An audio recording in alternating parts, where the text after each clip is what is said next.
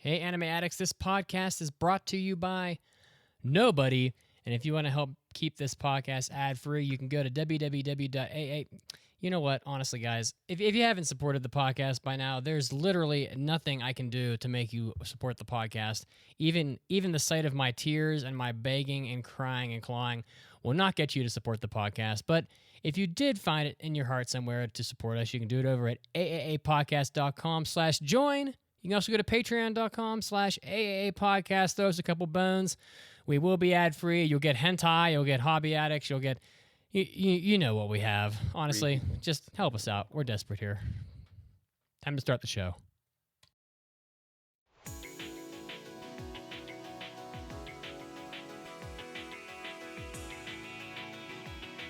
Get ready!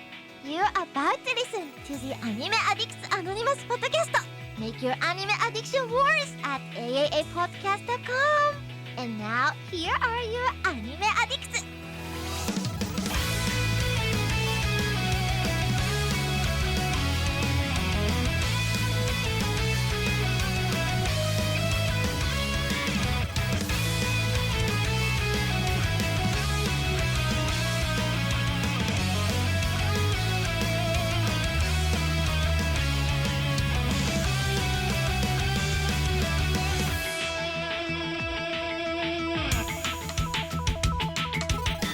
Come one and all to another installment in the saga of the Anime Addicts Anonymous podcast, where we are on our shonen-length quest to make your anime addiction worse. For this 579th episode, you thought it would be Mitsugi running the show, but it is I, Mason, here to make terrible jokes and waste your time. Anyway, returning back from her duel with the dead, her grapple with the ghost, is Caroline. How is it going? It's going good. I did indeed survive my ghost tour trip to Boston. It was good. It was fun. What? Although I did other things. There was the aquarium, and we ate, we drank, we were merry. It was good. Excellent, excellent. And I'd say more important than both of us, we have a special guest making the trek all the way over the airwaves into our little pond, is Spencer from the Blake and Spencer Get Jumped anime podcast. Welcome. What's up? I didn't fight any ghosts this week. No ghost hunting? Or Oh, fish that's ghosts. disappointing. Yeah. That's fine. Well, It's not a good weekend unless you're ghost hunting. Yeah. I don't feel accomplished Fish ghost unless hunting. I've done one. But no, thank you so much for coming by. Mitz is out this week, and we figured we needed a third person, and you were fitting that bill so well. This is your first of 2 times to shine. Tell us a little about yourself, your background, and your podcast. Your first just shill opportunity. Let's hear it. First shill, cool. So, again, I'm Spencer from the aforementioned Blake and Spencer Get Jumped weekly podcast where we watch anime so that you don't have to, but you still should.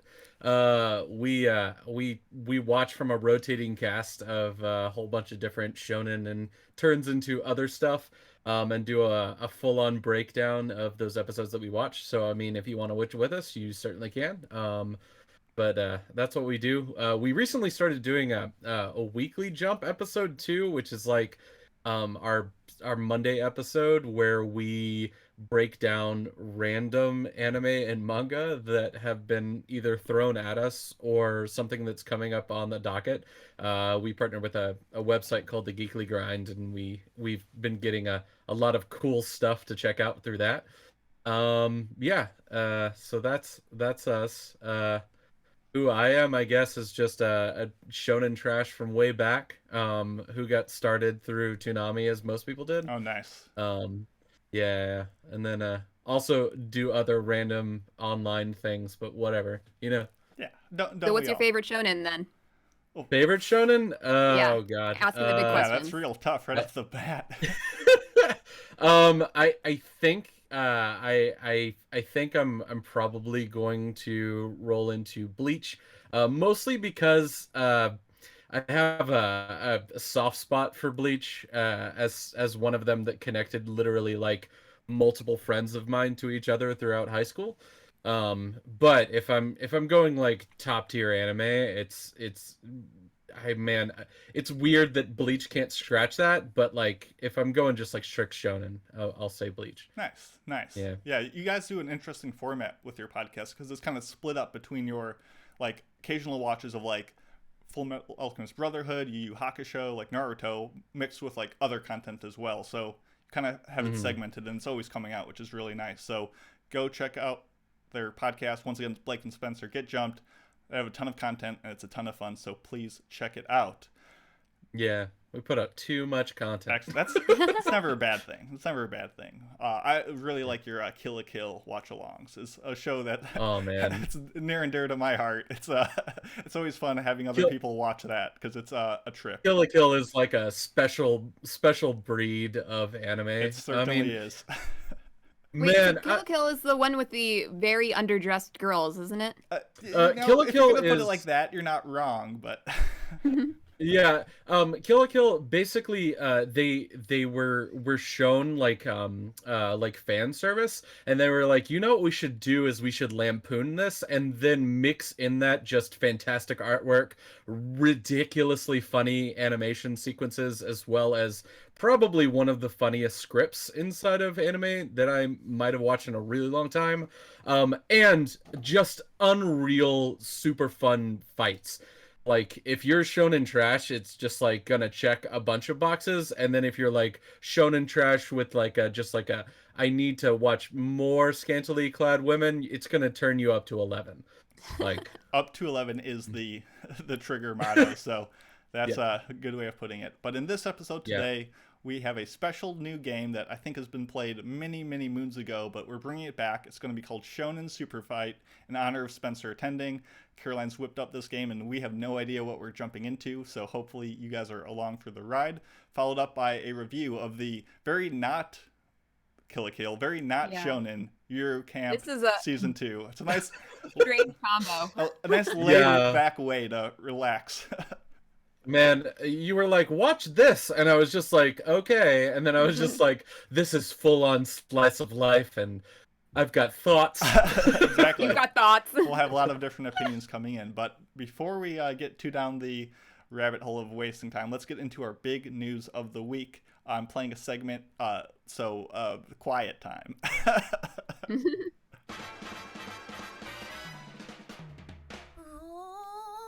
大ニュースです。It's time for big news of the week. In this episode of Big News of the Week, where we talk about any interesting storylines we want to share, mine is kind of big news, but it's more of an excuse to talk about something I thought was really interesting. But it stems off the fact that Nozomi Entertainment is going to release all of Sayonara Zetsubo Sensei, the anime franchise, which, if you've never seen, is a crazy off-the-wall piece of work that is just super bombastic, and it's one of my all-time favorites. It's so much fun, and there's this like behind-the-scenes video that they announced saying that, hey, you know, all 3 seasons, all the OVAs, all the like some of the best anime openings of all time, it'll all be coming out for you to own on Blu-ray. And I'm like, wow, that's really cool. And they were talking about one of the big hang-ups in their getting this show is that no more scripts for this show exist, and all of them were lost. So everything has to be translated entirely by ear, which, if you know anything about Zetsubo Sensei, is extremely fast talking. We're talking like Monogatari levels of just constant speedy dialogue mixed with background text. And that background text is what makes this story so interesting, because I don't know how much you guys know about like subtitles in anime, but the way that they are applied is each subtitle is essentially a transparent like PNG that is applied over the screen. And you can have one of those on screen at a time. So if someone's talking, they have one image, and if there's background text and someone talking, that has to be spliced into one image. And this show has so many subtitles between the background images and the talking images that there's not enough like RAM in Blu-ray players to handle all of that, and they can't like buffer and load it in time. So they actually are like running out of RAM to have this thing released without it entirely crashing, and they're like, we don't know what we're gonna do right now, but we're gonna figure out some way around it. So Zetsubo Sensei is hopefully gonna come out, and hopefully it's gonna have all the words we know and love, and it will be a masterpiece. So check it out if they end up getting that released. It's so absurd. Like, Blu-rays were designed explicitly to solve that issue, and they're like, nah, no show will have that much text, and they just never fixed the scripting on it. So there you go. That's my big news of the week. Gotta roll out some Mega Blu-ray. Exactly. Extra Violet Ray.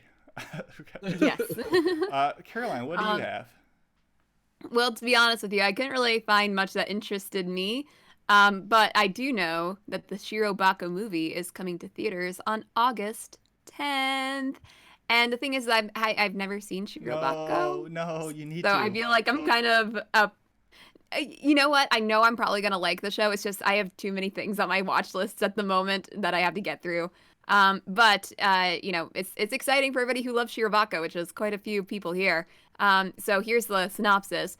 4 years after the events of Shirobako, the series, Musashino Animation has gone through unprecedented changes and things are looking bleak for the studio. One day, Aoi Miyamori is offered a role managing a new theatrical animation project. With only a few months left before the deadline, can Musani complete the project in its current state? It's up to Aoi to work alongside both familiar faces and new to finish the project in time. And tickets go on sale on July 2nd through Fathom Events, so if you want to see them in theaters. Spencer, have you ever seen Shirobako?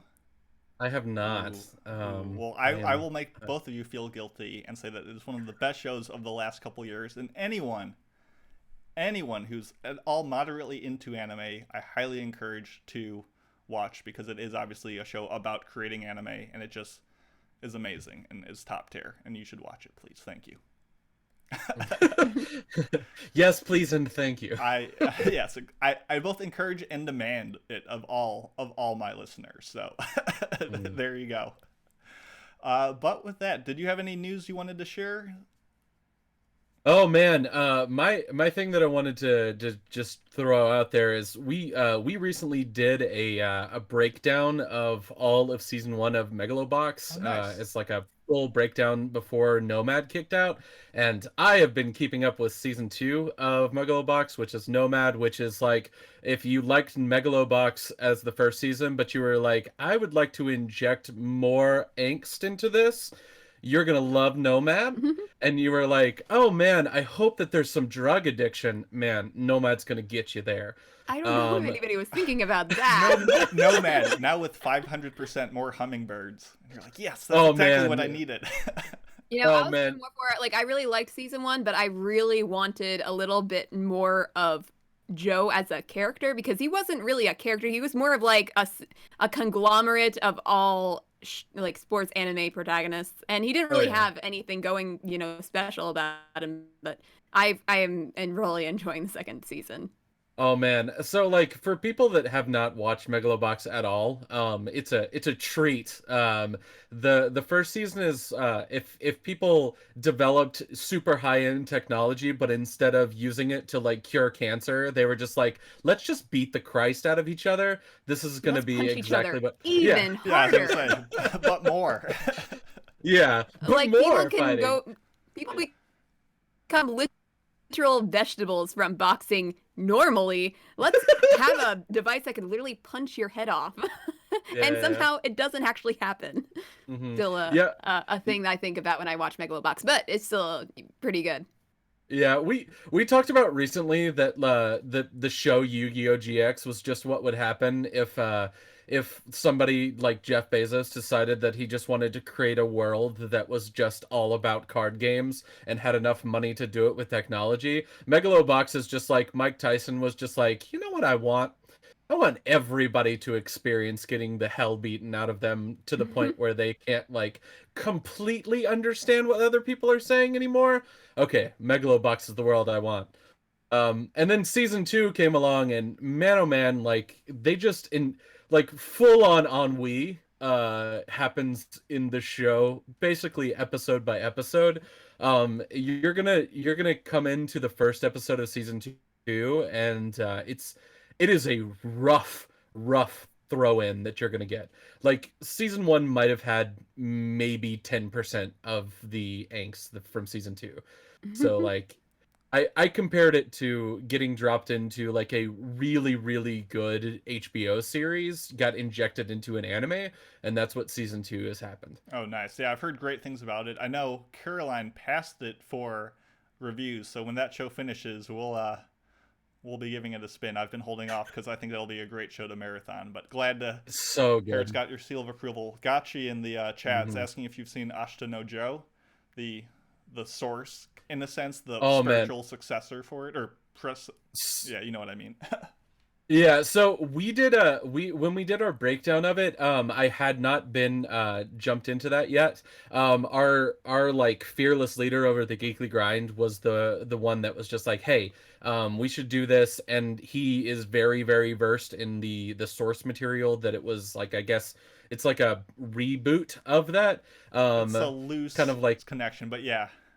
yeah. But it's the source material is just based sort of off of that. So I was like, okay, so I'll get into it. And the original source is just like, oh man, it sort of hits me in a better way than the first season. And I think the reason why is just because I have a soft spot for a lot of different kinds of sports.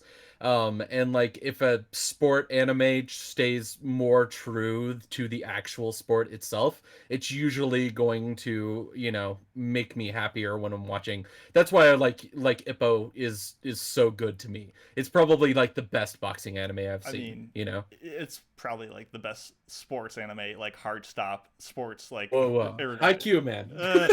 That's where you're wrong, buddy. But we can save that for another day. We'll save that for another day.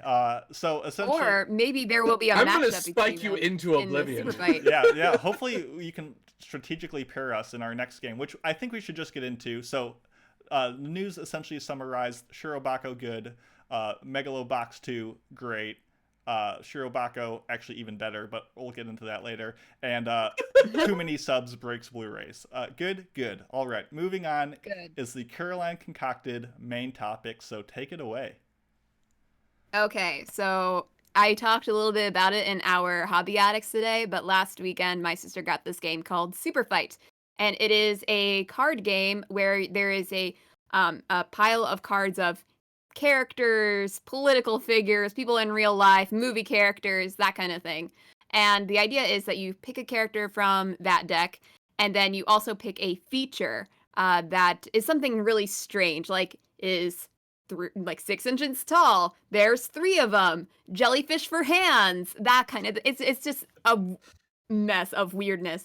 And then you put those two things together, and you battle each other with your respective cards. And basically, it's a debate game. You have to basically convince the third party who would win in this fight. And our third party, which I think we will make it the Twitch chat, and Mason will, or rather, whoever is the third party here that is not fighting, will peruse the Twitch chat and decide who wins that fight. So we are depending on you. Okay, so let's take a look at our Excel sheet, which I made up. We have shonen characters, and while some of the features are very basic, actually come from the game itself, I have interspersed little specifically anime things in there as well. So we will each pick one character, we will each pick 2 features, and we have to use all of those things. So who wants to battle it out first? I guess, do you want to be the moderator the first time to tell us how it's done, or do you want to be a participant to show us how it's done? I'll be a moderator. Okay. So you two pick a character and pick 2 features. Pick whatever this box is. Ooh, okay. So my character is Light Yagami. I will mark that down. And I'll pick this box and this box. And I'll actually make all these boxes a color so we know who did what. So my options are Light Yagami, armed with a long electrified whip, and can run 200 miles an hour, but only in a straight line. Okay. And now you do the same thing. All right, so I got Monkey D. Luffy. Ooh, that's Dope. dope. On a ski jet or a jet ski, with a shotgun. So get wrecked, son. Okay. So do we just take turns? Do we just start going at it? What's One person can start how they would do this fight. The other one will do the same. Rebuttals are allowed, as yes. But we'll try to keep this like 5-minute long battles here. Okay. No longer than that. We can't be taking too long with this. I can go first then. So as Arguments can take a while. as we all know, Light Yagami from Death Note, all he needs from a person is their name, correct? And I don't know if you've seen One Piece, but they have wanted posters up all over the place of Monkey D. Luffy. So finding out Monkey's name will be very easy for our Light Yagami. And considering Luffy is hanging out in the water, either on boats or jet skis, as his feature is said, my electrified whip will easily disperse all of the water on the region that Monkey is staying. And of course, if he is coming after me, I can make a quick getaway. So I think that's my first initial proposal on why Light would win. Okay. Let me just throw it out there really quick that Luffy's not going to go out with an electrified whip, number one, because of rubber. So just going to say that real quick. Number two, he's got a shotgun. And I'm pretty sure that Light is just a normal human, other than his Death Note. What about his potato chip eating capacity? Oh, hold on here. So we're not getting into if it's in the actual, if we're gonna drop it out there with the feature. Number one, he's gonna have to go and find out more about Luffy inside of this world. It's not like they have televisions inside of the One Piece universe. So he's gonna be coming in, not giving away his information. He's going to have to find a wanted poster, and most of those wanted posters just have the last name of Monkey D. Luffy, and I'm pretty sure that he's not going to know what that D stands for, so he might not be able to get him on that. And Luffy can just restart his heart because it's rubber. Man, so I just you raised some very good points with the rubber resistance to the whip, but if I recall correctly, and I certainly don't because it's been a hot minute since I've seen One Piece, it's not the electricity that will stun him, but more disable and shut down the jet ski, leaving him stranded in the sea, of which he will die of hunger, which will take place in approximately 18 milliseconds because of his stomach capacity, or he will just sink because, as I recall, he's not the best swimmer, so I think Light Yagami has the patience. He can't swim because of his fruit and wherewithal to just outweigh. If you eat the devil fruit, you're gonna So I mean, but he does have a shotgun, and I mean, if you blast a shotgun in one direction, it's gonna propel you forward at least enough to get somewhat close to Light. I'm just throwing out there that even if the electrified whip is gonna take out the jet ski, in One Piece logic, he's just gonna pick up said jet ski, throw it through the air with enough force, and then hold onto it to fly at you. Just gonna say that. Okay. Yeah. Okay. Well, do we have more time for debate, or I feel like we should just whip through these pretty quickly. So I feel like unless you have something imperative to say, I think we can ask the Twitch. I think chat, both tell sides us who wins. raise some good points. Monkey D. Luffy or Light Yagami. Which I guess we'll have to wait a second for those We'll give them to some come time. in. But What's the general vibe of chat? I myself am leaning towards. It's hard to say because I was trying to pay attention to your actual to your points. arguments. Well, it's hard to keep. My track boy of those, Edgar in chat says Light killed Lind L. Taylor, so without the L, so the D is true. irrelevant. So. But then with the the rubberness, the whip is out there, you can't use the whip. He's got a death note. True. The whip is just there to stall him for time. Okay. All right. I mean, I'm thinking that it's mostly Luffy, and I was kind of leaning in that direction. It looks like Luffy as well. So Spencer gets the because first all you win. need is a wave from that jet ski to make that death note completely useless. When a notebook It'd be a is wet note. You write on Light it. is a long distance fighter. He's not hanging out right next to him. He knows he's got a It'd be shotgun. He's staying far away. Note. yeah, again, but like how does he attack him otherwise? the Because, Death you know, Note. More water he- puns. With the he Death just Note, like there was jet ski he just attention. writes the. Anyway, we can move on. I lose. Okay. So is it now Spencer and Caroline? Spencer 1 point. Spencer 1 point. Yes. So- So we both pick another character. I will go for this one.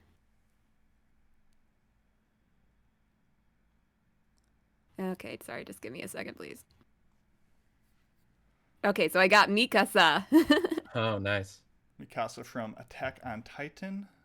Yes. No, no, no, no, no, no, no, no, no, no. And there's 3 of them. Oh. Oh God. And she has long metal claws that pop out of her hands. I mean, that's kind of Nice. already on brand. Yeah. True. Okay. It's just. All right. Now you pick one. Oh, gone. Nice. Best boy. Gone in a helicopter. You got all these like on like some kind of like transportation vehicles. What? And Some of he's them are doing from your the actual game. Kagebushi no Jutsu.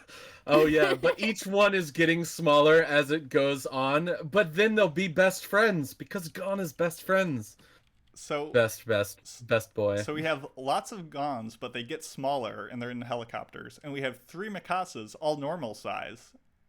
Okay, Mhm. okay. With Well, long metal claws popping out of her hands. I guess, Caroline, you want to go first? Okay, so I don't think I need to explain the badassery of Mikasa, and she's going up against a little boy. There's also 3 of her, and there might be a ton of little boys, but each one of them is getting even smaller by the minute. So she probably has her ODM gear on her. She can just whip out her swords, cling clang, shebang. She can like use those wires to get up to the helicopter and just wipe them out. Again, 3 of them, pretty a hard battle to win there. And even if, say Gon does something that makes, the ODM gear break or something like that, she also has long metal claws that pop out of her hands. She is well versed in the ODM gear. She knows how these things work. She is an automatic prodigy with these long metal claws that have just suddenly popped out of her hands. So she can basically do everything that she was doing before. She can climb. She can pierce Gon's heart out of his body and kill him instantly. Okay, getting a little graphic. I like it. Well, you got to. This is a super battle. Gotcha. Well, Okay, and for now, I will let you take your argument and let it be as it may. All right. As I alluded to in my original speech about Gon at the very start of this when I chose him, Gon has the other super ability of becoming super best friends with whoever he meets, number 1. So Mikasa is going to bend to the wills of becoming best friends with Gon Freeze because how can you stop it? Number 2, he's got a bunch of little tiny versions of him, so it's best boy but getting more and more chibi each time. How are you supposed to stop the Chibi absolute Gon. cuteness Yeah. of him? He's just going to become too much. No, also, I'll throw it out there that it says he's in a helicopter, but he's not flying that helicopter. That just means he's riding in a helicopter, just having a good time. He probably doesn't even want to get into a fight with Mikasa, but if he's going to, and if he's going to get into a fight, number 1, she's not going to be able to deal with even the fishing rod that he carries around in the beginning of the first season. Or she's not going to be able to deal with rock, paper, scissors. She doesn't even have a magic system inside of her universe other than jumping around with a dumb sword. So deal with that. Well, I have to say, I don't think Mikasa is above killing children. I don't remember if she has or not in the anime actually, or in the manga, actually threatened a child, but she has come very close several times. oh, she'll kill a child. She will NBD. kill a child. Also, she's Anything got for long Eren. claws popping out of her hands. And we know from the X-Men universe that if Wolverine didn't have his healing factor, he would just bleed out. So, I mean, as soon as you pop those out, you're on a ticking clock.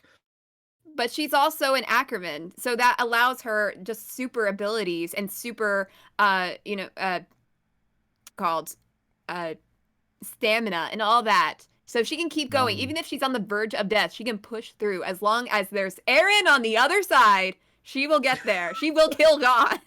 You're not gonna bring in a shifter titan into this fight. No, like he's not in this fight, but Eren is her goal. So if Gon is keeping her from Eren, she will do what needs to be done.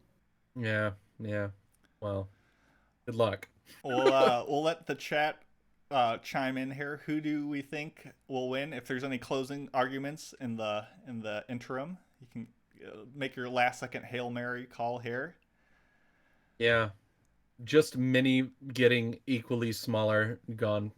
How can you say no to that? That is very adorable. Mm-hmm. We have some Gons. We have some Mikasas. I don't have enough people chiming in. I would rather have Mikasa on my side, if I'm being honest. Come on. I feel like it's also tough because Gon, at like different points along the story, like drastically has upgraded in time. So like, what Gon are you gonna get? Are you gonna get? I just found out about Nen yesterday, and I am angry Gon, and that's a whole different animal that we will not get into for spoilers. I feel like chat is backing me up. We're gonna go with Mikasa, but another close fight, I think. So let's keep it chugging. All right. So I say we just make all of our fill-ins gray on our sheet here, so we don't get mixed up on what we are looking at. Okay, fair enough. Grade them. I think we can manage. Okay, anyway. so it'll just be between you and me, Mason. Okay. Let's how are we doing on time? We kind of ran long at the beginning. Oh, we got time. We got plenty of time. Let's do one more full round each. So we all do another cycle after this. We'll see. Hopefully, maybe. I have Tanjiro from Demon Slayer, whose hands are covered in butter. Oh, God. And he has no legs. Okay? I feel like the deck... And then he's just like... I feel the deck is a little Can't stacked breathe your way out of this one, Tanjiro. Okay. Let's see what we got. Okay, so we got Uraraka Uchako from My Hero Academia, and she is 6 inches tall. Oh, Nice. boy. And her entire body is sticky. Can we just... Nobody my wins? God.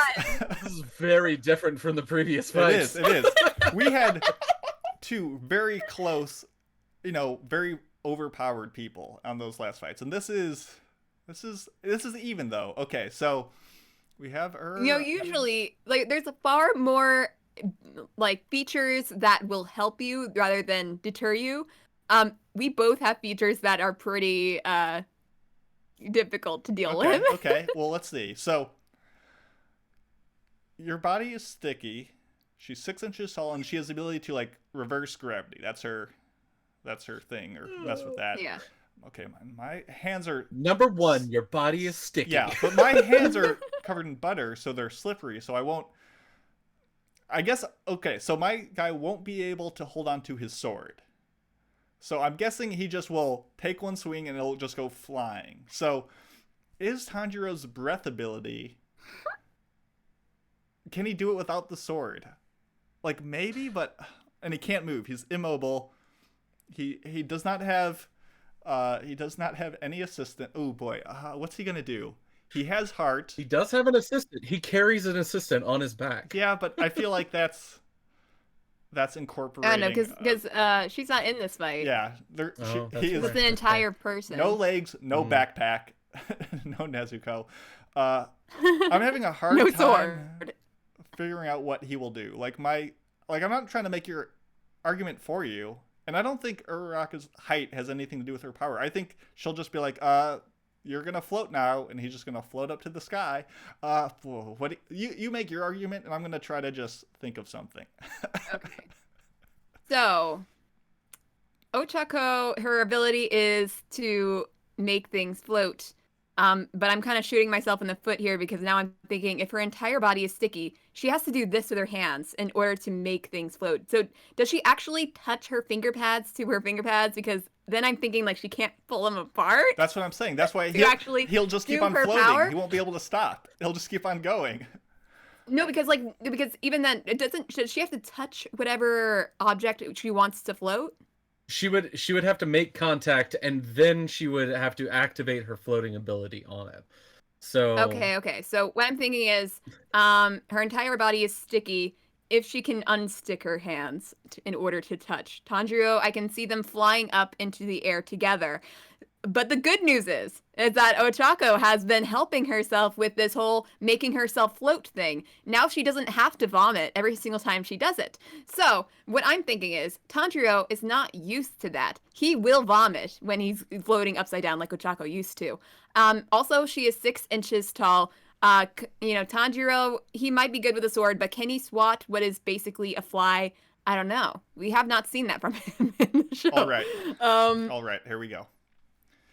So I'll leave this to you then. What do you have? Tanjiro has what we in the shonen biz call main character syndrome, aka he just cannot die. He is just too good of a boy. He is too much of an MC, and just that plot armor will protect him from anything. I saw a Demon Slayer movie. He's flipping all over the place. He's zipping around. I think a little bit of airtime isn't going to razzle his stomach up too much. I think, I don't know. He'll probably just float around a bit from Araka. She'll get tired. It takes a lot of stamina to lift things up. And with being only 6 inches, she just doesn't have the caloric output to maintain that kind of energy. She'll lift him up. She'll run out of energy. Like caloric. And she'll just not have enough juice, and he'll fall down right on top of her and just crush her. Just land right on top of her. And use his breath to like propel himself as he falls, just smash her with his massive noggin. And that's how we got these scars. But she is also one of the best girls of My Hero Academia. She has plot armor for days. Do you think she's gonna die at any point in this show? The most inaccurate thing you've ever said in your life. She's not even remotely close. She is one of them. She's one of them. I'm not saying she is the best girl, but she is one of them. I think. Let's leave it to the chat. We can move on. This was a rough fight. And Spencer, who won? This was a rough fight. I'm throwing it to Ochako, and the biggest reason why is because nobody mentioned, but I'm like, if she floats him and then switches her position to his hands, she's gonna be able to unstick because of the butter, because he's covered in butter. So I mean, like, butter plus stickiness equals release. Everybody's been in physics classes before. That's just math. That's a low coefficient of static friction, my guy. Or kinetic. Just say caloric some more. There you go. I wasn't saying that she needed less. Anyway, we don't need to get into that. Caroline and Spencer, full of calories. You guys go ahead. Okay, you pick your character first, then. Okay. I should note for people listening, this is all like blacked out, so we have no idea what we're picking. We did not we did not pick these on purpose. So. Right. All right, so I got Hinata from Naruto. She throws ninja stars because, I mean, she's a ninja, and also is completely drunk. Is that why she's always like blushing? Whoa! Is that why she's always? I mean, I got things in the side of this one. You've been training your whole life for this. Or at least the past 3 years. Exactly. Okay, I got a character, but I don't really know much about this character, so I need to pick another one. Okay. Okay. I also got a Hinata, but it is from Haikyuu. Oh, gross. You're gross. Okay, so we got him, and he has ODM gear. God, I was really hoping you're like, oh, he's 6 inches tall. And I'm like, oh, nice, he grew a bit.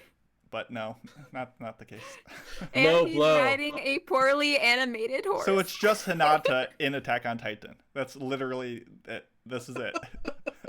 Yes.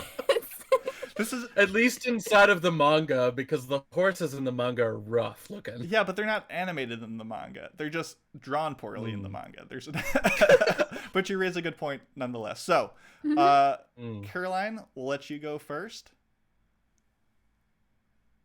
Okay, so we got Hinata. He is a volleyball star. He can spike those balls for days. So he has great accuracy. So on that ODM gear, he can slash attack Hinata. Doesn't matter what her Byakugan does. He is too fast for her because he's also riding a poorly animated horse.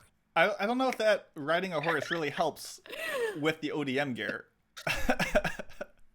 Depends on if you're going to carry the but horse. then I'm he just has saying. the horse for backup. Okay. Like you know how in Attack on Titan they're riding the horses because the ODM gear does not work in all environments, so they need a lot of obstacles in the way to help secure a latch on there. So depending on where they're fighting, he can be fighting in any location because he has the ODM gear to get around. He has the poorly animated horse. He also has his swords and his volleyball skills to attack this other just awful other Hinata. Okay, well, interesting points raised. Spencer, what do you got for us?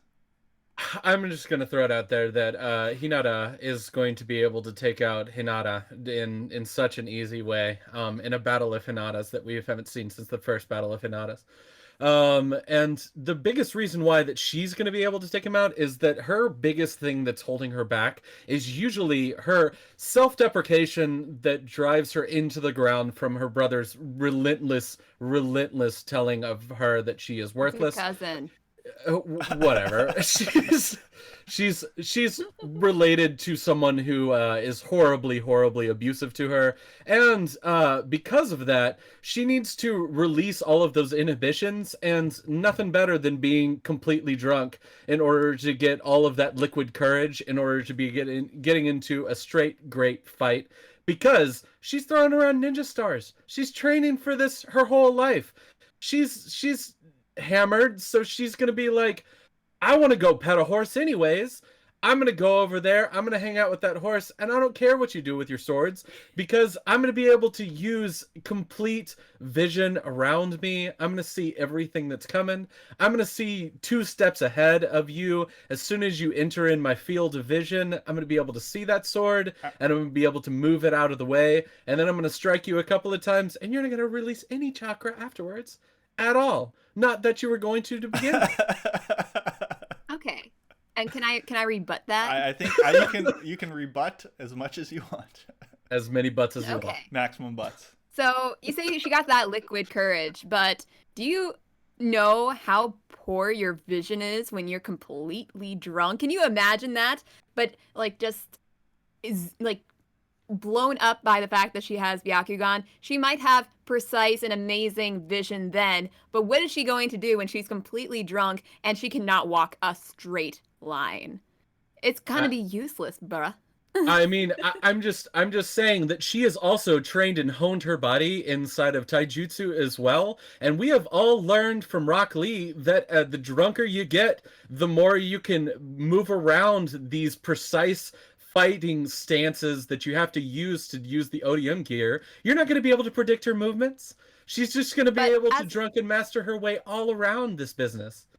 But the thing is that she is not a drunken master. Rock Lee is. And You the don't fact know? that You haven't everybody seen loves her? no, but everybody loves drunken master Rock Lee is because he is one of the only characters that can do that. We never seen Hinata drink. So we have no idea So you don't know. if she's You able don't to know. handle one drink, let alone several. She'll be like on the ground. She's out for the count. Also, like, how do you think she's going to be throwing those ninja stars if she can't walk a straight line? She's going to be throwing it this way. It's going to go that way. She's got unlimited ninja stars. She can just throw them all over the place. You see how fast their hands move from that clan? Their hands move so fast. But have you seen how fast my Hinata is on the volleyball court? He's just going left. He's going right. He's spiking. He's dodging. Okay, And okay. then he's riding the poorly animated horse. Can go really fast. ODM gear can go really fast too. And he is not inebriated. So I think I know who to root for here. Okay, I'm done. Okay. Okay. I'm I'm worried about this horse. I'm very... Chat. Who do we think has this one? My gut tells me that this is just a tie. That this is just a wash. I feel like Horse wins. horse wins. Hinata No, loses. they're all gonna say Hinata wins, but we won't know which Exactly. Hinata. Hinata loses. Nice. Other Hinata Quality. loses. Horse is just living the dream. It's like that horse from, oh god, what's that show that was done by the creator of Adventure Time? Bravest Warriors. That's just like the horse that can see through the universe. I don't know. This isn't BoJack you're talking about. No. It's a show. It's on YouTube. You should look it up. It's like it's called Bravest Warriors. There's also a show called Bee and Puppy Cat, which is just fantastic if you've never seen it. Okay. Yeah. Okay. I'm gonna what do you go think? with Hinata wins and leave it at that. Which one? Quality. Congrats. Quality punch. Congrats, everybody. Let's see. Have you guys? Spencer's gone what? 3 times? Caroline, how many times have you gone? Do we have one more? I can't even remember. Oh no. Yes, this would be my 3rd time. Okay, let's call it at that then. That find one to leave it on. This was a ton of fun. I feel like we should do this again in the future. Yeah. I liked it. I think it worked out well. Any closing thoughts? That's a great way to stay in shape. Exactly. Get used to debating to fight for your life. So Yeah. with that It was said, let's go into the Move news on? break. Yeah. Okay. Sorry, I'm just getting no back to worries. my other page here on the notes, and then there we go. Okay. So we have our in-show weekly trivia question for you guys to peruse during our news break.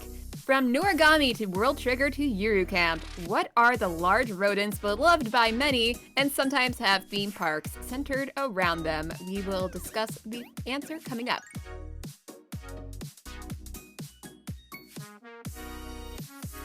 How are we doing that?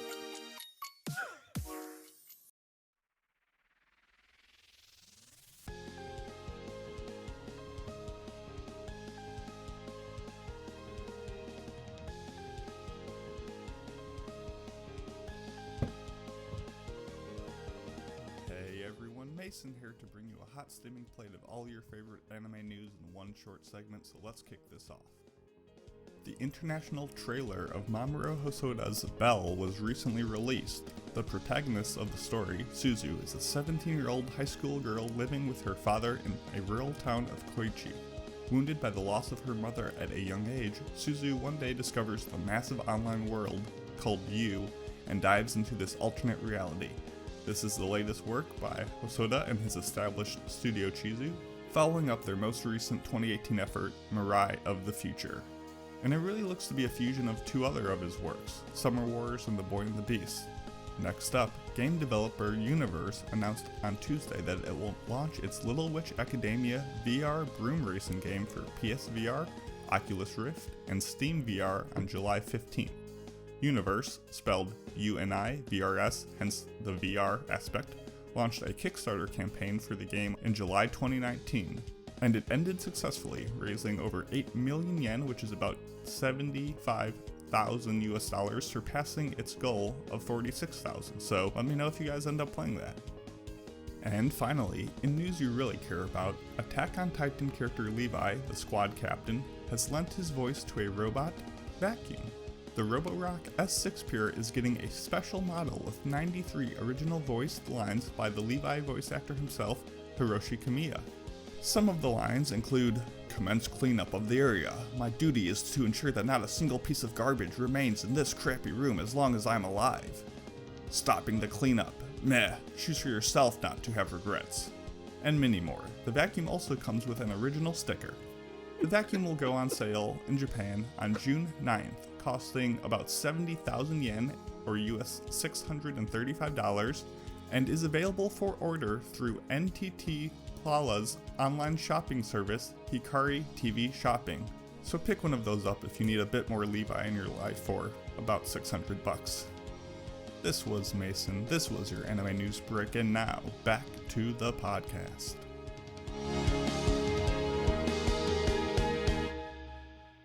Anime Addicts, the AAA podcast, is always trying to bring you new and exciting ways to enjoy our content, and now we have an exclusive member-only RSS feed on the site that is going to let you access our hentai episodes, our hobby addicts, and our after parties episodes, all from your favorite mobile apps. That's an additional 8 episodes of content per month just for you, and you can listen to it through Apple Podcasts app, you can listen to it through Podcast Addicts, Pocket Cast, Overcast FM, Downcast FM, etc., onward and onward. So many mobile apps for you to choose from.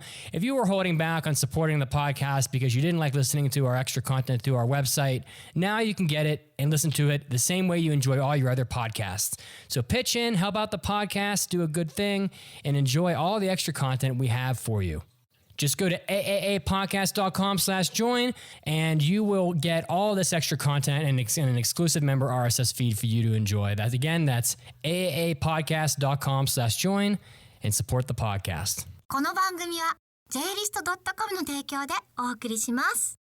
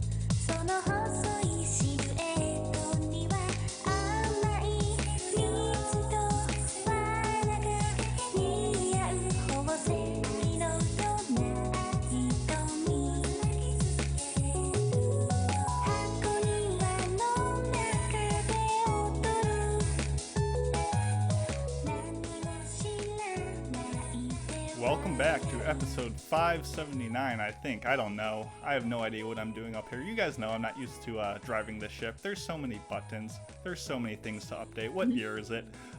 We did a trivia question, right? I'm not wrong? Yeah, that sounds right. You're not wrong. We're not wrong. We said, from Noragami to World Trigger to Yuru Camp, what are the large rodents beloved by many and sometimes have theme parks centered around them? The answer is the ever adorable capybara. I'm gonna be honest with you. I thought the capybara was a mythical creature. Fictional, yeah. I don't know. I thought it was some sort of a monster. You know that there's like this like monster that was in like South America that there were stories about. It kind of sounds like that name, but I can't remember what that monster is called. Yeah, I don't know. I don't know. Something bara. Chupacabra is like Chupacabra. The goat, Yeah. the goat sucker. Yeah. Yeah, exactly. So, I'm like, gross you're when going you to hear it see out that? loud. No, they're very real. They're like one of Japan's most like popular animal. Like everyone loves them over there. They are maximum kawaii. Yeah, when I saw one at a zoo for the first time, I got really weirded out because the first time that I thought I had seen one was in The Princess Bride, of like the rodents of unusual size. And I was just like, that's one of those. It's the big boys, the chunky lads. The chunky lads. I love them. Speaking of greatness, I want to put on record, not to pat our own back here, I think this is the strongest hair game this podcast has ever seen. Between myself, Caroline, and Spencer, and the lack of Mitsugi, I'm rubbing it in. I think this is the strongest hair game we've ever had, and you guys should. Doesn't he not have hair? Exactly. That's why we're rubbing it. He should come in a wig next week. So he wears the big Pope hat to hide it all. That's a lot of ouch, Mason. It is. I'm disappointed in you. That was very mean. You know, it's when he takes off the Pope hat, it's just like Marge Simpson hair that just goes all the way up. Exactly. No, we do it for fun and because he will listen to this and yell at me later, and that's why we do it. Speaking of yelling at me later, let's do the next segment, Unexplored Pictures. Get your popcorn ready. It's time for Unexplored Pictures with Mason. For today's very quick episode of Unexplored Pictures, I will be talking about the show Omoi, Omoware, Furi, Furare, aka Love Me, Love Me Not. It's a summer 2020 movie by studio A1 Pictures. It's 100 minutes long and directed by Toshimasa Kuro Yanagi, who directed The Great Passage and the currently airing Backflip, which are both very solid shows. This is a adaptation of Io Sakisaka's manga, who is best known for doing Blue Spring Ride, so if you've ever seen that or read that, you might find something to like here. This is a shoujo drama of two girls with very different outlooks on love. One is called Yuna, who is waiting for her perfect prince, who has never been in a relationship. And the other is Akari, who is very practical about the matter and kind of slides in and out of relationships pretty easily. But despite their differences, they form a friendship, and the movie follows both of these characters' kind of journeys through love. And for better or worse, this very much feels like in vein with a Makoto Shinkai movie. It doesn't look as good, certainly, but it has all the same, like, trappings. Like, it has a lot of youthful exuberance of relationship. You have, like, the big rock music number that plays during the dramatic confessional, and favoring of, like, emotional beats over than, like, solid scripting and, like, plausible plots. It's not a bad film, but it was very tropey. Like, the same, like, triangles of misunderstandings or, like, contrived situations of, like, being caught in the same situation of like, oh, it's raining and now our characters are trapped under a bridge together. Like, it's fine, but you've seen it all before. What's going to happen? Yeah, it just felt like so by the numbers without having a clear structure of like, where is this movie going?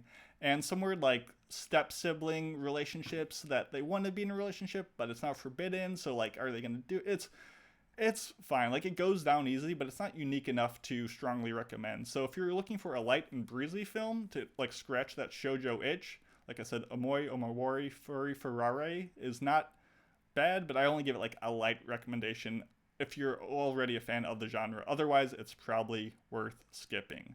So, boom, got that out of the way. No big deal. Did it. I'm assuming no one's even, like, heard of that show, so there you go. Saved you 100 minutes right there. Let's move on to mailbags. It's time for an almighty anime mailbag. Caroline's not bold enough to dance without the music. Anime. I can't hear Because the I kind of music, forget. but Yeah, no one can. Mailbag. Yeah, Only we me know. and the listeners can. What's the quote? And those who could not hear the music thought those to be dancing to be insane. Is that what it is? Something like that. Anyway. Wow, how profound, Mason. But you are the crazy ones because said by George Washington Carver. quote Abraham Lincoln, quote Wayne Gretzky.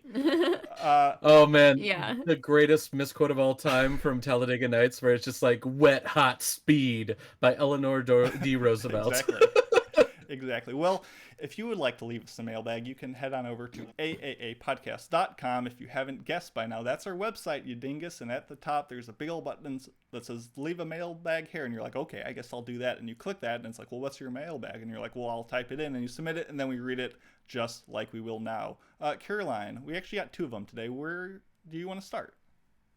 I'll just read the first one out. So, Lalos TG asks, what manga are you shocked hasn't had an anime adaptation yet, and why do you believe it hasn't? For example, Vagabond, Koko no Hito, and Oyasumi Punpun.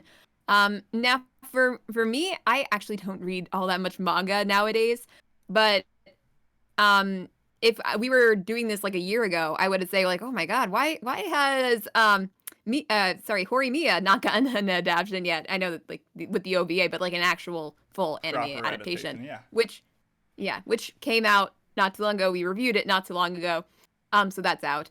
And while like the 12 Kingdoms has had an anime adaptation, it has not been adapted like in its entirety because there's so much more to those books that has not been adapted yet. And I'm wondering, when are we gonna get that? There are so many questions that have been left unanswered by the anime. So The people want to yeah. know. Yeah, but for your example with Oyasumi Punpun, I have not finished the manga. Maybe it's because like somebody needs to have a lot of confidence to make that into an anime because it is bleak. Give it to Zexus. They'll run it through the CG machine and come out with something creepy. Yeah, honestly, I think it would be a very interesting adaptation because of the art style. It's just that, yeah, the story. I could not finish it because my little heart couldn't handle it. It's very intense. Spencer, do you have any manga you'd love to see adapted? Oh yeah, I'm being forced to read as part of our show Zombie Powder right now. Okay. Which is like the very first manga that the creator of Bleach put out. It is it's like Trigun Light except for with more weird additional things to it. And I would love to see a like reimagining adaptation of it that's actually completed. Now that we found out that if we yell enough at Mr. Kubo, he's gonna put out new things. I'm looking at you. I'm looking at you, new season of Bleach. But like I would like to see that. I need to see more people with swords that are also chainsaws getting into fights with people in the desert. Well, that sounds right. How long is that manga? Approximately. Not long. Okay. It's like 4 volumes. I think it's like 28 chapters total. We could get like a nice like long OVA or special of that. Yeah, I haven't gotten to the end of it yet, so I don't know if it was left open-ended because of not getting corrected. But I mean, I would like it to be updated and played around with more. And I'm sure it's probably one of those that like he put on a shelf and then he was just like, if I can come back to you, I'll come back. Every day he looks over like longingly and like strokes the spine like, one day, my love. What was the name of that again? Zombie Powder. Zombie Powder. Okay. Well, if you had asked me last year, like Caroline, I would have said, the 2020 Manga Taisho Award winner for like the best manga of the year, Blue Period, definitely deserves an anime adaptation, and it was announced that it's getting an adaptation. So I'm just going to roll that forward and say that the 2021 Manga Taisho Award winner, Freirin Beyond Journey's End, is amazing. It will get an adaptation, like there's no doubt about it, and it's really interesting and cool, and I highly recommend looking into it, as like it's a weird like twist on the fantasy trope where, you know, the mage, the soldier, the dwarf, they all go on their grand adventure and it's like over, like they did it, they beat the bad guy in like the first 3 pages, and then it's like after that adventure, then what happens? And it's so beautiful and gorgeous, and I'm really excited for that to one day get the adaptation that it deserves. Nice. We have a second question, which I don't know why Mitz put 2 here, but you know what? We live to serve, from Jake, who says, "Hi, I was wondering if you guys could recommend a show that's similar to Interspecies Reviewer." Okay, my guy, I see where you're going with this. As I really enjoyed the humor, okay, sure, of the show, and I was looking for a show that was similar to it. Do you guys have any recommendations? I like fantasy and romantic type anime. I said Peter Grill in The Philosopher's Time. We've kind of talked about it on some hentai episodes, so that will probably scratch that itch, as well as Monster Musume is probably going to be to your liking as well. You guys have any suggestions? Or no commento? Well, I don't know. Because I've never seen Interspecies Reviewers. It's not really my jam. And I probably have not seen many shows that are like it. Probably the closest thing I could possibly recommend would be Food Wars, which, despite the etchiness that I really dislike, it's a pretty entertaining show and manga up to a certain point. But yeah, honestly, because despite all that, for me to watch it and actually like it, it's got to be pretty damn good. So I would suggest that if you haven't watched it already. There you go, Spencer. Yeah. Yeah, I don't know if I have a recommendation of this type, just because that sort of anime sort of like flies under the surface for me. But as a blanket rule, if you're gonna ask me for a recommendation for an anime, I'm just gonna throw out a random one to you. If I don't know, have another answer, and you should just watch Samurai Champloo. I'm just gonna make you do that again. There you go. I like it. At least give them a good show, and you've done just that. Just a blanket statement. Yeah. You should just watch it. Love to see it. Well, speaking of shows that maybe we should recommend or not, we will be moving on to our last segment of the podcast, Man, How Time Flies, with our review of Yuru Camp Delta Triangle Sign, whatever you want to call it, Season 2. This is a winter 2021 show. This was passed by you, the listener, in our listener's choice poll after we didn't choose to pass it because we're like, it's a sequel. Who wants to hear about a sequel? Well, clearly you guys do. It's done by Studio C Station, which did the Star Muse series and Dragonair Academy. It's streaming on Crunchyroll, directed by Yoshiaki Kyogyoku, who kind of started directing Wit Season 1, and this is all he's done. And it's based on a manga by a name I actually can't pronounce, Afro. So the synopsis, the 1 second version is girls go camping. The slightly longer synopsis is the girls of the Outdoor Activity Circle explore the various real-world sites, cuisine, and campsites of Japan. And then the longer synopsis is, my personal synopsis, is one of the finest entries in the Yashike genre. Rin, Nadeshiko, and the rest of the not overly moe-ized cast from the Yamanashi Prefecture discover the beauty of nature in their travels, learning about themselves and the strength of friendships. The show invites viewers on a vicarious experience of the joys and excitement of camping while simultaneously soothing and relaxing with maximum comfiness. Which, it's a comfy show that is slice of life and whatever. So, let's start with you guys, because no one cares what I think. Spencer, what were your initial expectations going into this show? When you, 2 days ago, literally minutes ago, when Mitz is like, hey, can you do this show and watch Yuru Camp, which is very much not up the alley of what your normal MO is, what were you expecting going into this show? So I had zero expectations going into it, but I think the thing that caught me the most off guard by it was the most. It is the most. I think popcorn comfy blanket show that I've watched since Mushishi, where it's one of those where it's just like you can just kind of turn it on and be like, I can turn off my brain and just sort of mellow out while watching it. And I appreciate shows like that. It's not something that I'm actively sorting out. However, it is one of those shows that as someone who has a couple of days that are, like 12-hour work days, getting into the end of it on Thursday night and realizing that you still have to watch something for the weekend and being like, I'm going to have to go to bed in like 45 minutes. I got to watch at least 2 episodes of this. And then you're just like, all right, this put me in the mood to just be like, I'm going to go to sleep after this. That's definitely where this show got me to. And not to say that it's boring, but it's definitely one of those that you can kind of wipe the day away by watching. And it also makes you be like, you know what, I should get camp gear.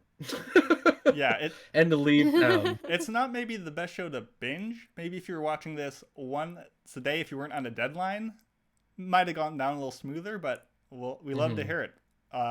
Caroline, when we said season 2, Yuru Camp, what flashed through your mind? That I'm finally gonna watch the show that, it was very popular when the first season came out. I just did not watch the first season. I basically knew what I was getting into. It's gonna be like cute girls going camping, hanging out. And for whatever reason, I remember watching like an episode or 2 of Heya Camp, the OVA that came out in between. Yep. It was like a 3-minute episode each kind of thing. I don't remember why I was watching it though. I don't know. I just watched a couple episodes for some reason. I think it might have been like a watch party or something that I was in. But yeah, so Heya Camp wasn't really my thing. I think this one is a lot more interesting. But yeah, so I was looking into it and I'm like, I knew it was going to be a little bit more of a very relaxing show, not a lot to really dig into for review. But regardless, I was looking forward to watching it. Nice. Yeah, for me, I've seen the first season, I've watched the OVAs, I've watched all the side stories, like I'm dyed in the wool. I'm up to date on my Yuru Camp lore. And I was not surprised that you guys picked this for listener choice, but I was honestly like disappointed. I was like, oh man, what is there to say besides it's more Yuru Camp? Like, it's like it is an Yashike show, which makes it slow and pondering and just more about the vibe and mood than an interwoven like plot line with villains and a story arc. Like, it's very much simple. But I will say, like, this is the only show that simultaneously makes me want to like hike up a mountain and take a nap at the same time.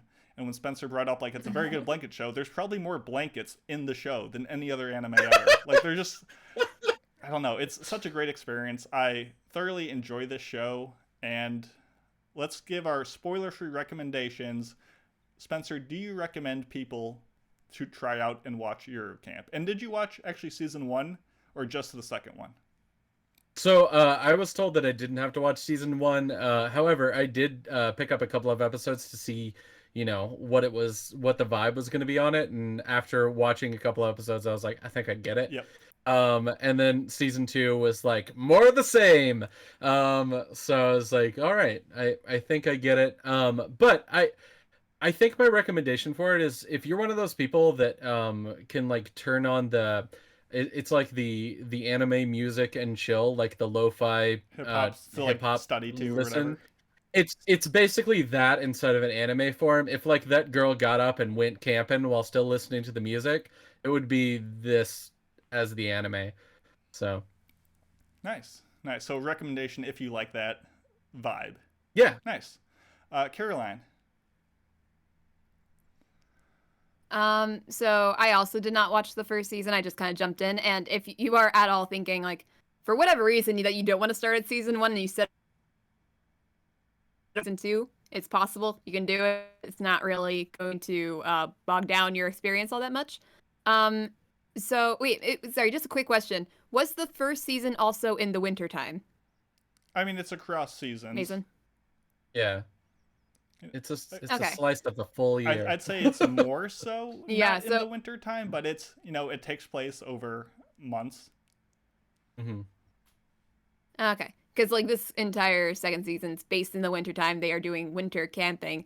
And I just thought it was so funny watching it. Like, what makes it about watching such a cold scene? People, like, these girls are literally shivering, but they're all wrapped up in their humongous blankets and ponchos and their big hats and everything. The scarves, and it makes you feel warm instead of cold. The scarves. Yes. And all they talk about is like, oh, I'm pretty cold. And I'm like, why is it so warm then? Why does it feel so warm? They're eating all this like warm food and like you see their breath and you're like, oh, I want to be cuddled up too. Anyway. Yeah. Come. Yeah. It's just like how you can get ruined by Studio Ghibli food, where you're just like, I'm gonna need to eat everything in a Studio Ghibli movie. For sure. Yeah. So yeah, you can come to this show if you're hungry. You can see a lot of good-looking food. A lot more food than I was expecting. Actually, I feel like there was more food in this than season 1, but I love it. Mm-hmm. Yeah. And I did not plan my watching very well. Mason knows this. I was literally watching until the last minute until we started recording our show for today, because I just got really behind. And after watching several episodes, like, all together, trying to fit this all in so I can watch it all before we review it, it got a little bit hard to like keep my interests up. But it's still a pretty good show for not having a plot points that I can really like dig deep into. It is still a pretty good one that kept most of my attention for the most part. So if you are interested in this show, I do highly recommend it.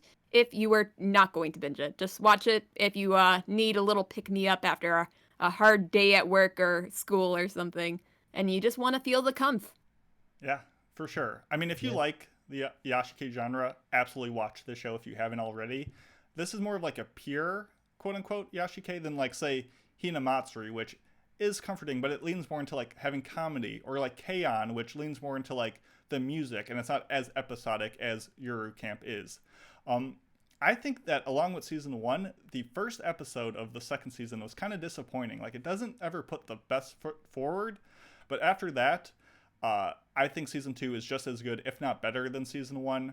It's got splendid backgrounds, fantastic characters, this like magical music that's really entrancing, like a dash of comedy that hits more than it misses, and all around just an amazing atmosphere that makes watching the show just like such a treat. Like, it's also got dogs and food and travel and proper budgeting, which is like so far up Oh my my God, wheelhouse. The corgi in the Oh, sweater. it's I'm bound to enjoy this show. This is kind of up my alley. So, like they've said, if you like this genre, if you're fine watching one episode a day right before bed to just chill, this is the show of the season for you in that regard. So, with that, I'm going to play the spoiler drop music, and I'm going to put a big spoiler tag on screen, but there's really nothing to spoil here. But safe to say, if we've kind of tipped your interest off, give it a shot. But here we go. Spoilers are coming. Oh my god! Boom, and we are into spoiler territory. Like we've said, there's not a whole lot to get into. I guess we just gotta start with the characters first. I absolutely adore Rin. She's the one with the perfect bun on top. She is just Yes, bun goals. Yeah, bun goals. Like, she goes off exploring like at any chance by herself. Like, she has like the most emotional depth of the entire season, like with her like relationship with her grandfather, that like her kind of like lineage of riding motorcycles and camping, and like how that's been handed through the generations. And I feel like the biggest weird point of the show is at the end of season 1, the whole gang is together. We have this whole crew of people who love camping together. And kind of for the first half of season 2, it's all about camping by yourself.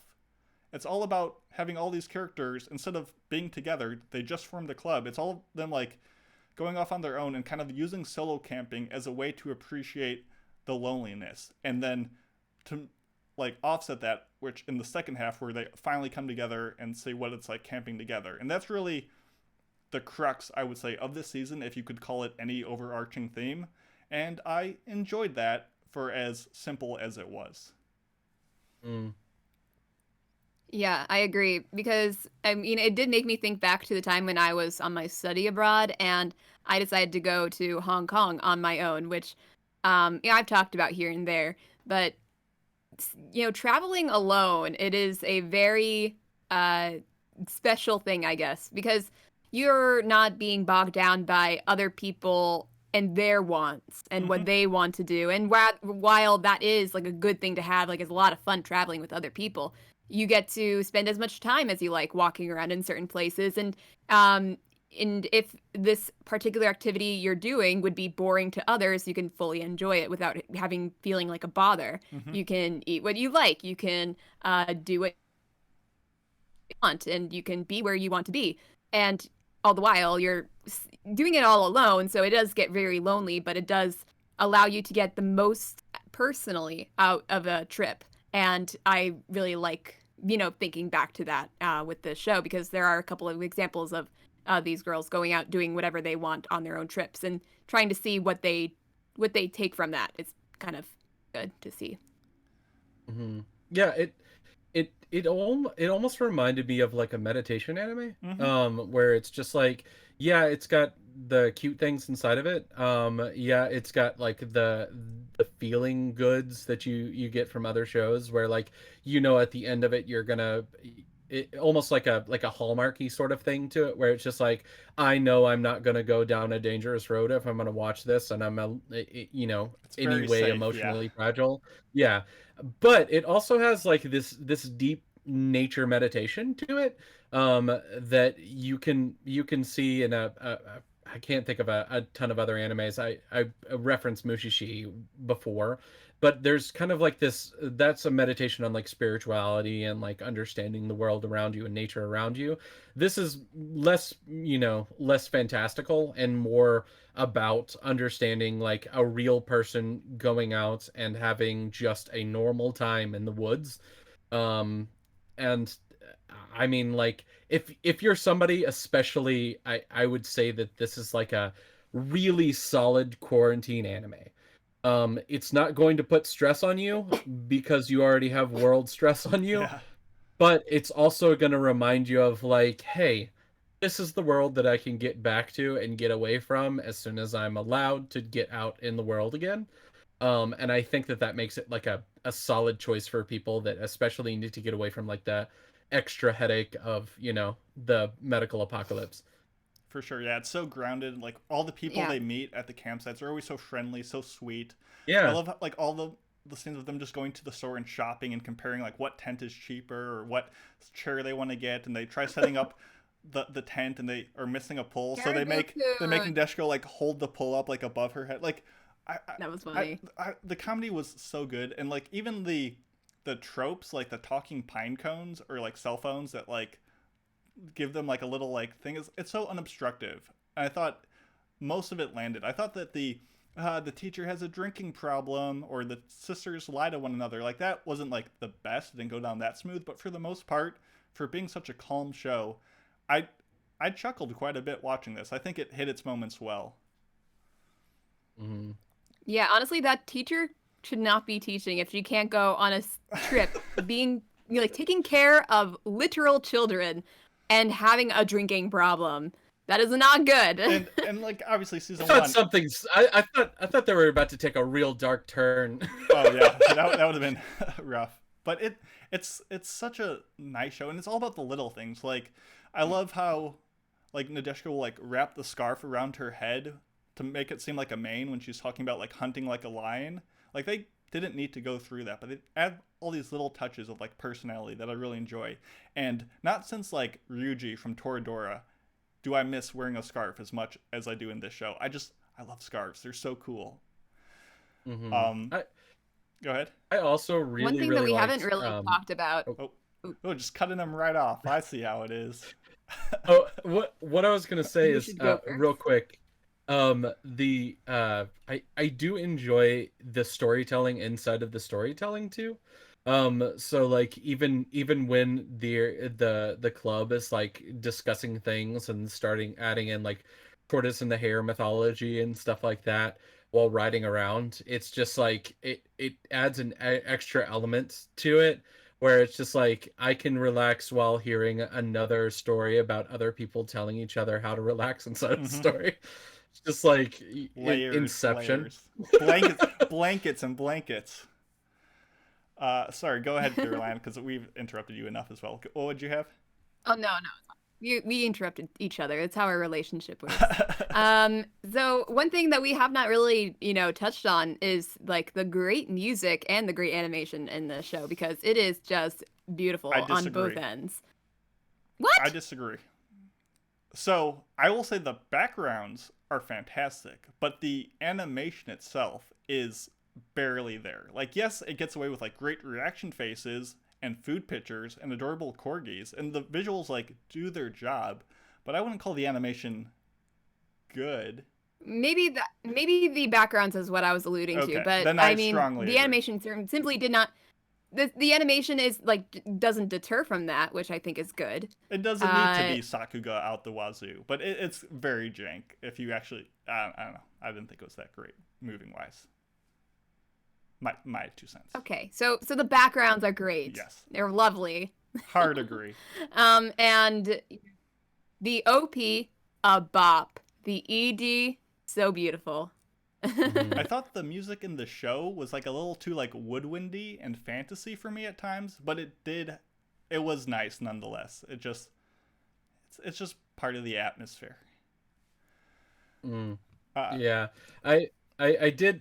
Golly, I'm trying to think of the anime that it reminded me of. I think it's One Punch Man season 1, the ending music that just it's obviously kind of playing at that, but it really reminded me of that. Or it sort of reminded me of the ending music to Outlaw Star, where they play around with that kind of music inside of it.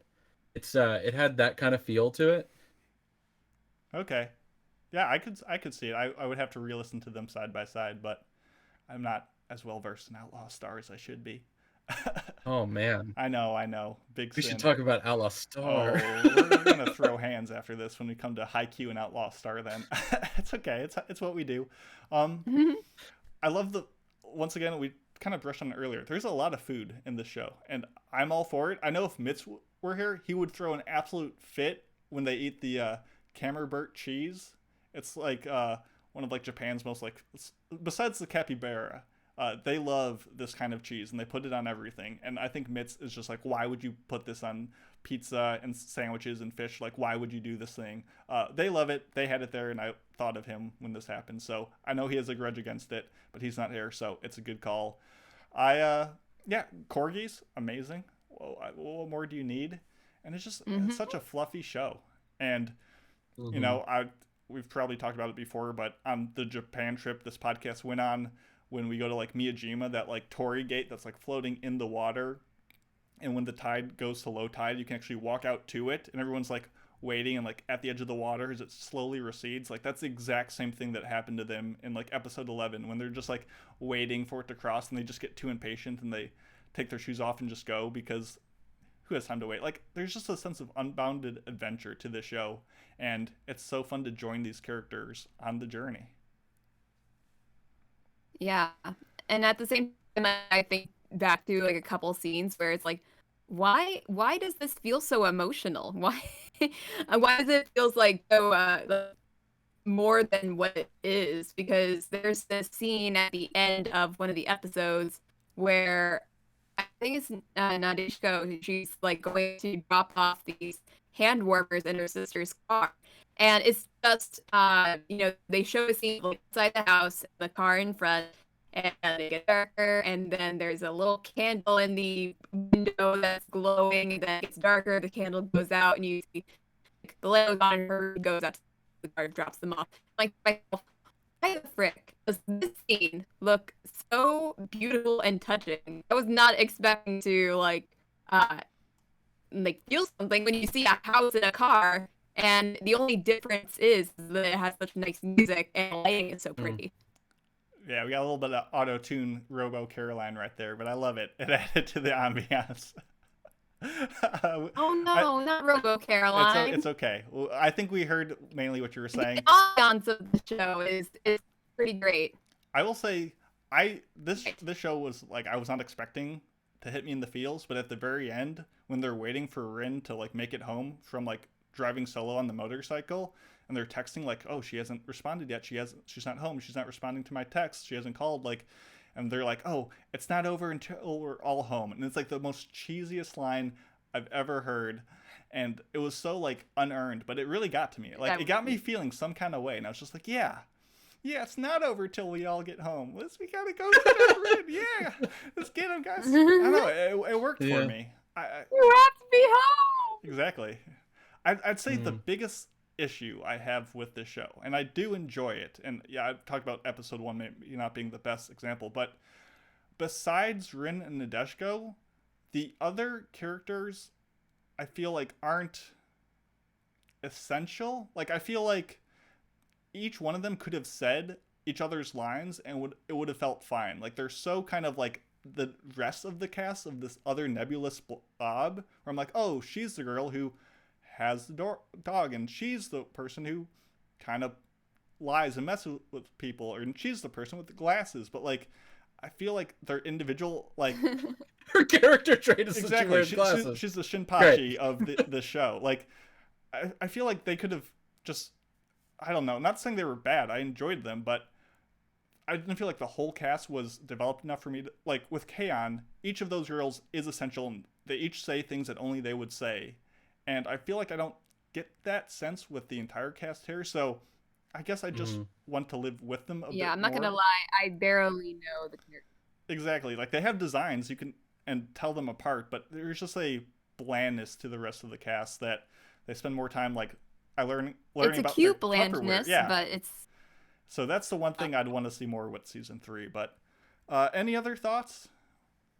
I was gonna go back to what Caroline said about the animation quality, and I'm gonna kind of agree with her. Okay, and do it. The biggest reason why is because I think you're kind of getting onto the same thing about the characters just kind of being because they're full of obvious fluff, and the characters are just basically tools for moving the story forward, so you're not just watching a watercolor painting. It's kind of what is going on inside of the story. these characters you don't have to pay 100% attention to, because it's about the ambiance and it's about the world around them. And it's almost as if you're a fly on the wall listening somewhat to the people inside of the story, but you're mostly paying attention to the beauty of the world around them. So I can see completely why you would get enveloped in the animation quality of the world around them, because sometimes there's a lot of points inside of the show where you kind of forget that you're watching these characters, and instead you're just watching like the beauty of the world around them. No, that's a very fair point. Also, it's like very cool to see people going camping, because I don't go camping. I've not been camping. But here are these high school girls that are going camping on their own, driving their mopeds across the county, and checking out all the campsites. I had no idea there were so many campsites too. Yeah, like where did they all come from? Watching this show. Yeah. I mean, I don't know if there are that many campsites in the United States, but it's surprising how many campsites you can find on a comparatively smaller scale in Japan. Yeah. It makes you want a moped too, doesn't it? Oh my goodness. This show and Super Yeah. Cub, the show which is essentially just Rin from this show on a moped, and it's all about her getting and owning and modifying and riding a moped. Please give that to me, direct injection into my veins. I love it so much. Yeah. You know, Mitsuki was inspired to get a motorcycle because of Onitsuka. We are inspired to get a motorcycle because of Rin from Yuru Camp. I just want a moped. I want a scarf. I want the, like, she doesn't wear them. She has the face shield. Hairbun. But I could do the anyway. I want the glasses. I want like the Kino's Journey glasses. And that's my life. That's what I want in this world. And I just want to go around Japan, go to all these like geographical, like interesting locations, and just be like, yeah, there it is. I did it. And go to the next one. And I just want to explore. It scratches that itch, and that's why I come to this show. So any other thoughts before we wrap this bad boy up? No, I think I'm good. Caroline, you want to give it a score for us? Or for you, and then we'll give our scores. Right, so... yeah, I mean, it's a good show for what it's trying to do, but I have to say it's not the most interesting thing out there. So I'm gonna have to give it a 3.5 screaming pine cones out of 5. And then throwing them in the fire and watching them suffer and feeling a little low-key bad about it, but you're like, I guess this is just how it be. Excellent. But like in the first episode, didn't they like have like a little sigh when Rin decided to use a different method of getting kindling? Yep. So didn't they want to be burnt? Oh, I thought they... I'm kind of getting confused over the intentions of these pine cones. But who can understand the lives of such complex creatures? Spencer, indeed, out of 5, and your closing thoughts, what would you give Yuru Camp Season 2? If I'm going to actively search for something to watch, I would give this like a 0.5. Ooh, dab. If I was watching something because I was being forced to watch it, it is definitely like a solid 4, just because it is something that it's not going to scratch the itch when I'm usually looking for anime to watch. However, it is not bad at all for what it is. So if like this is your cup of tea, you are not going to have a bad time at all. If you are in fact shonen trash and only want to watch fighting at all times, it is not going to be on your list even close. It's a good dish, but you never order it off the menu. Yeah, it's just like it's like lobster at a diner where you're just like, I'm sure it's fine. It's not up your alley. I get you. I came for a sandwich. Yeah, no, perfect. For me, at the end of the day, I think I'm gonna stick with the exact same score I gave Season 1. At one point I had this, as with Kaguya Season 2, I had it that extra point higher, but at the end of the day, I just can't do it. I'm going to give it 3.5 pupper shrines out of 5. It's a great show at what it does, and I definitely keep on watching if more seasons come out. And that's it. We did it. We did the whole podcast. This was quite the journey. This was quite the exploratory nature into weird fights and nice relaxing shows. As always, follow us on Twitter at AAA Podcast. You can follow me at Macy Pacey. You can follow Mitsugi when he's alive at Pope Mitsugi. But most importantly, guest time, Spencer, second chance. Leave the people all the info they need to follow you, the podcast, everything in the world. Cool. So if you want to follow us on Twitter, it's at B&S Get Jumped. We are found on anywhere you can find podcasts at Blake and Spitzer Get Jumped, an anime podcast. And then if you want to, we have a Discord area for dumb people to talk about dumb anime things. So if you want to come over there and discuss things and also trade super dumb memes about anime, we got a place for you. So nice. All I right. love me the memes. Facebook, we also have our Discord. Caroline, what's Anime Club up to these days?